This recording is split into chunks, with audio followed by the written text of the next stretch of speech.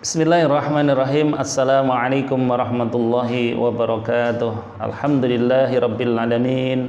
Walladzi arsala rasulahu bil huda wa dinil haqq liyudhhirahu 'ala ad-dini kullihi wa kafa billahi shahida. Asyhadu an la ilaha illallah wahdahu la syarika lah. Asyhadu anna Muhammadan abduhu wa rasuluh alladzi la nabiyya wa rasula ba'dah. Allahumma salli wa sallim ala nabiyyina Muhammadin abdillah wa ala alihi wa ashabi ila yaumil qiyamah wa ba'd. As-saimin as-saimat, Bapak Ibu jamaah yang dirahmati Allah, berbahagia kita, bersyukur kita kepada Allah Subhanahu wa taala. Kesempatan yang mulia ini, di bulan yang mulia ini kita kembali diberikan nikmat zahiratan wa batinatan.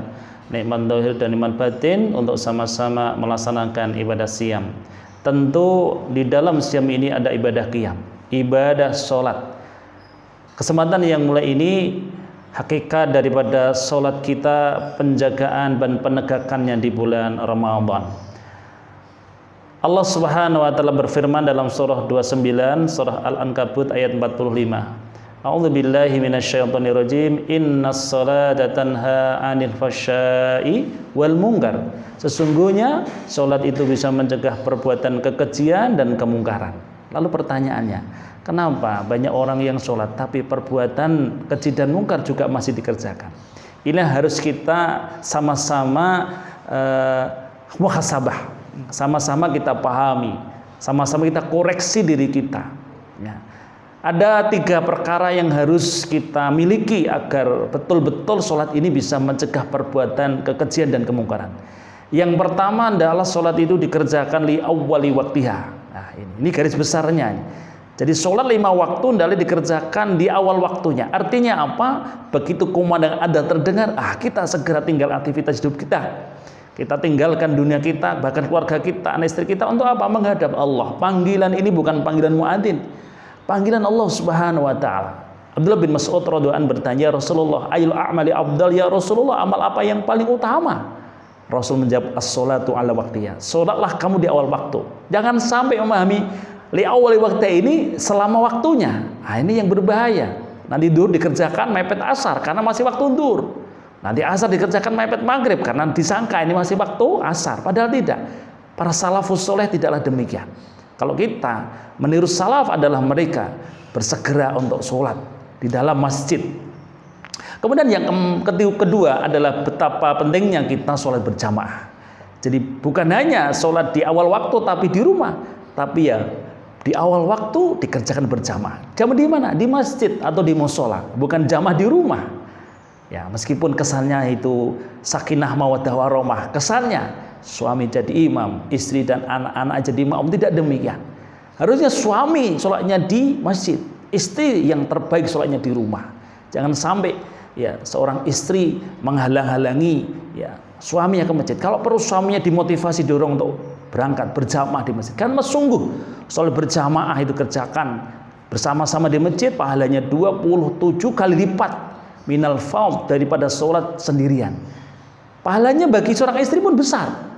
Di mana? Karena seorang istri memotivasi suaminya untuk berangkat ke masjid, meskipun toh dia sendiri sholatnya di rumah.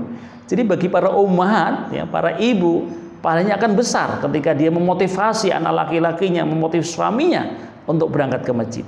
Kemudian yang terakhir, hendaklah kita memahami bahwa melatih kekhusyuan itu bagian daripada penjagaan sholat.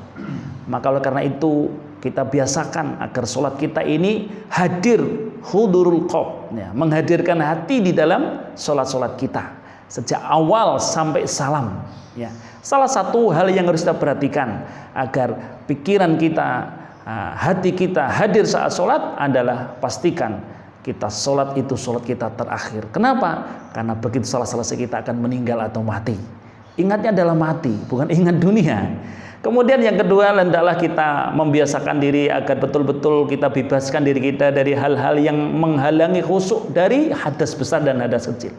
Maka disitulah jangan sampai kita melaksanakan sholat tapi menahan hadas. Saya yakin orang yang sholat menahan hadas tidak akan pernah bisa sholat khusyuk.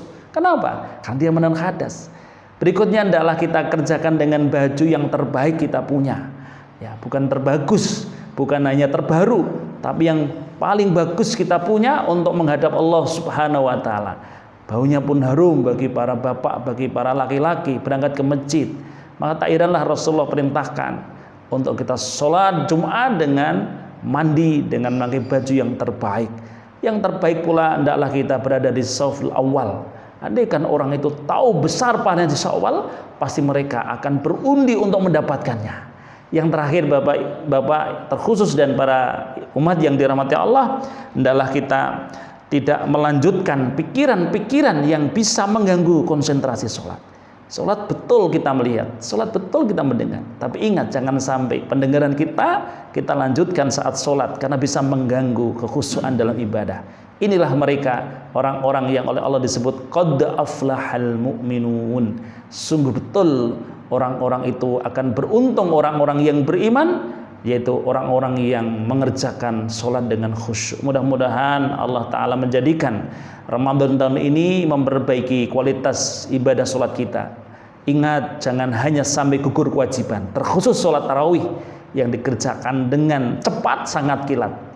Nasallallahu afiyah. 23 rakaat tidak jadi soal, tidak jadi masalah. Tapi mari kita kerjakan dengan khusyuk dan tumaninah. Mudah-mudahan Allah menerima amal sholat kita, dijadikan sebagai tabungan kita di akhirat. Kebahagiaan hakiki adalah kebahagiaan saat kita mengerjakan sholat. Billahi taufik wal hidayah. Assalamualaikum warahmatullahi wabarakatuh.